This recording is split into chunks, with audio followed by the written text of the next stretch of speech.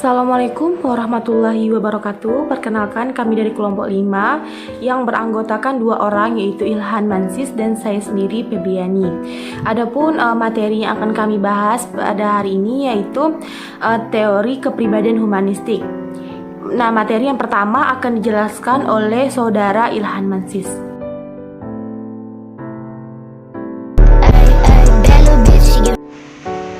Poin pembahasan: pengertian teori kepribadian behavioristik, tokoh teori kepribadian behavioristik, pembiasan klasik Pavlov, dan pengondisian opera Skinner. Yang pertama, pengertian teori kepribadian behavioristik. John Watson dianggap sebagai pendiri behaviorisme di Amerika. Karyanya yang paling terkenal adalah Psikologi Asin by Behavioris tahun 1913. Teori behavioristik adalah teori yang mempelajari perilaku manusia. Perspektif behavioristik berfokus pada peran belajar dalam menjelaskan perilaku manusia dan terjadi melalui stimulus berbasis rangsangan yang mengarah pada hubungan perilaku reaktif atau reaksi melalui hukum mekanistik. Eni Variatul Fahyuni tahun 2016 halaman 26-27. Pendekatan psikologis ini menekankan mengamati perilaku dengan cara memeriksa individu daripada melihat ke dalam tubuh atau mengamati penilaian orang tentang rasa ingin tahunya. Yang kedua, tokoh kepribadian behavioristik. Tokoh terkenal dari teori ini adalah: pertama, Thorndike. Menurut Thorndike 1911, salah satu pendiri aliran perilaku. Teori behavioris didasarkan pada pembelajaran sebagai proses interaksi antara stimulus yang berupa pikiran, perasaan atau gerakan, dan reaksi yang juga merupakan pemikiran, perasaan, dan gerakan. Teori Thorndike dikenal sebagai koneksionisme. Prosedur percobaan terdiri dari melepaskan setiap hewan dari kandangnya ke tempat makan. Dalam hal ini, ketika hewan dikurung, biasanya hewan tersebut melakukan berbagai perilaku seperti di tempat makan. Budi Haryanto tahun 2004 halaman 63-64.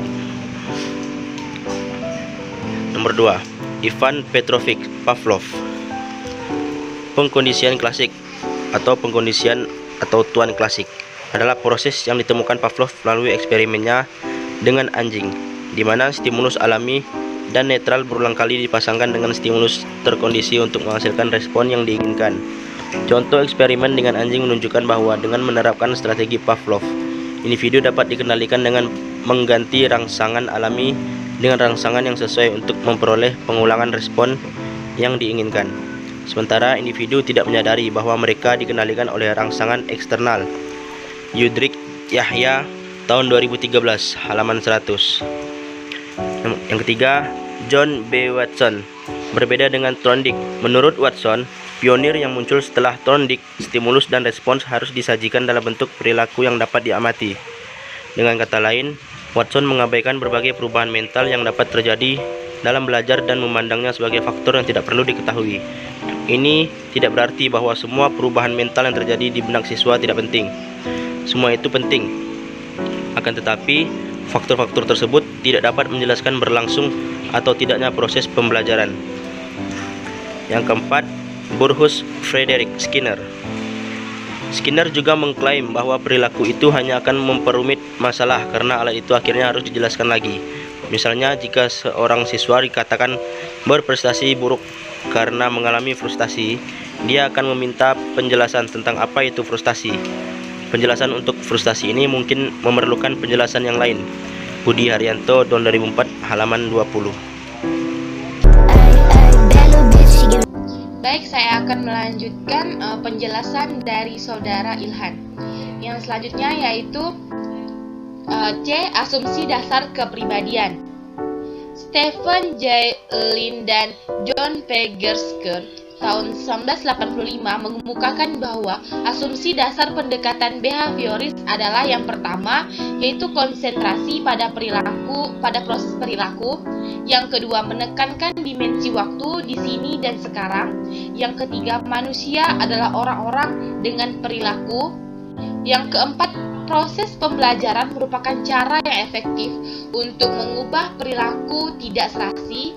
Yang kelima yaitu melakukan perubahan perilaku yang berorientasi pada tujuan, dan yang terakhir yaitu menekankan nilai empiris dan didukung dengan berbagai teknik dan metode. Yang selanjutnya yaitu pembiasaan klasik Pavlov. Teori kebiasaan klasik ini ditemukan oleh Ivan Petrovich Pavlov pada tahun 1848 sampai 1936. Adalah seorang ahli psikologi dari Rusia.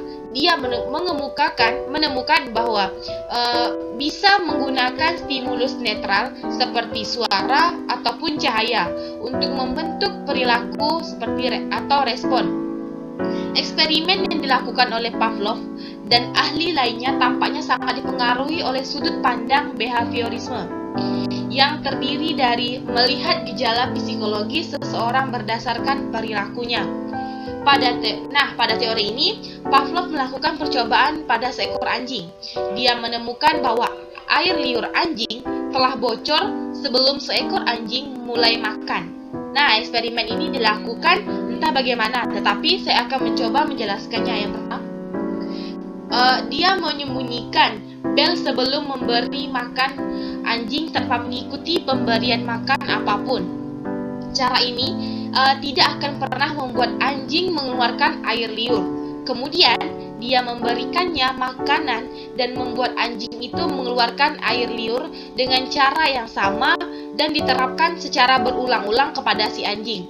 Anjing telah belajar di sini bahwa suara bel berarti makanan muncul dan anjing akan segera meneteskan air liur.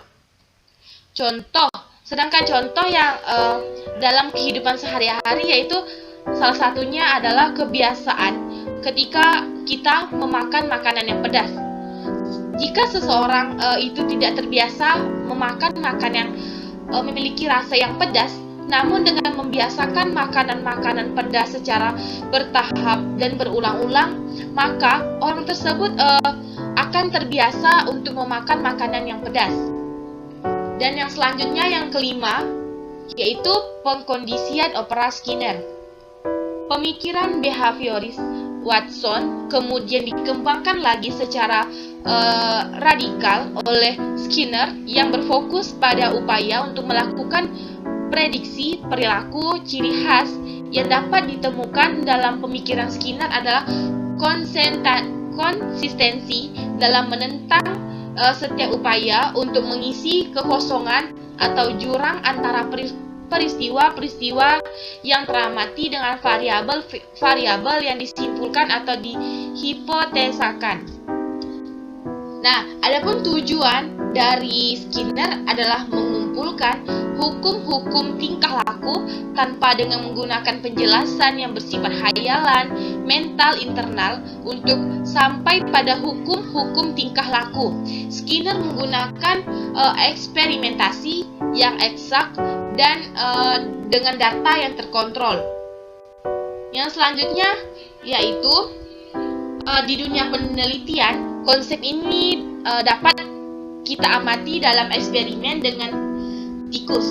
Tikus atau mencit ditempatkan dalam kandang dengan dua lampu, masing-masing berwarna hijau dan berwarna merah.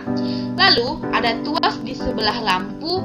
Jika Anda menggerakkan tuas saat lampu hijau menyala, maka tikus akan menerima makanan.